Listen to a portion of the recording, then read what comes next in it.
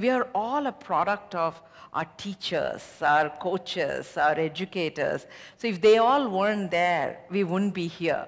And I always say that, I have my Telugu teacher, Satyavati teacher in my school in Hyderabad, who was completely responsible for so many things I am today. I used to be afraid of speaking on debates. I would hide under the table anytime I was put in front. She never gave up on me. And she kept at it, kept at it. My math teacher, I flunked in my 8th grade. And I'm a gold medalist in my undergrad. That didn't happen by myself. It's my teacher, Augustine teacher, who didn't give up on me. It's my Thomas teacher who taught me English and would put me in place even though my English was atrocious and I just didn't even know how to carry on a full conversation. I just blabbered my way through, but I was the only girl who had the guts to act as a boy, so she took me in place. So we have this amazing texture of people behind us. It's just that sometimes we forget.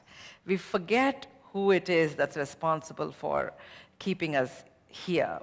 So after all this, and similarly in my career, I was in technology for 12 years. I was a venture capitalist. In all these, I had amazing insights about myself by the people around me and people who gave me very, very crisp insights, crisp inputs.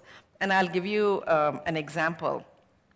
When I worked at Intel, I was in technology, I was in marketing, and some of you are raised in India to always say, if somebody says you did a great job, our immediate answer is, no, but it's not me. It's so-and-so and so-and-so. We always say that.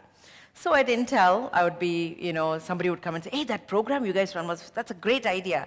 I would say, no, it's not me. It's Vicky who came up with the idea. It's Jamie who helped with it, or whatever. So finally, when they were doing our R&R, when they have to decide who's getting the promotion and all that stuff, my boss, Barbara Dawson, she pulled me aside. And she said that, you make it very difficult for me to fight for you. Because every time I say, remember that program that was done by Lakshmi? They say, no, Lakshmi told us she didn't do it. Jamie did it, or Vicky did it, or whatever. And she said, will you please do one thing? When someone gives you a compliment, and someone says something to you, just say thank you and shut up. Don't say anything else. And that was one of the best career advices I have ever gotten. And there were many things like that. I've learned over the years, how to, my friend Karen taught me that we would go to her mom's place for a weekend vacation, all the girls would go. But at the end, she would vacuum the whole place, she would wash all the sheets. I said, hey, it's your mom's place, why are you doing all this? She said, you should always leave a place cleaner than when you came in.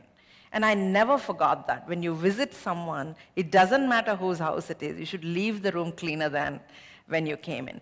These are all the things we pick up because everything that I am is such a confluence of so many people being there for me when I need it at the right time. It was important for Barbara to tell that to me at the beginning of my career. And it was important for Karen to tell me in my 20s. So I grow up with those habits. So I think it takes a village, and it takes a village to be there at the right time. So now I'll share with you my current journey.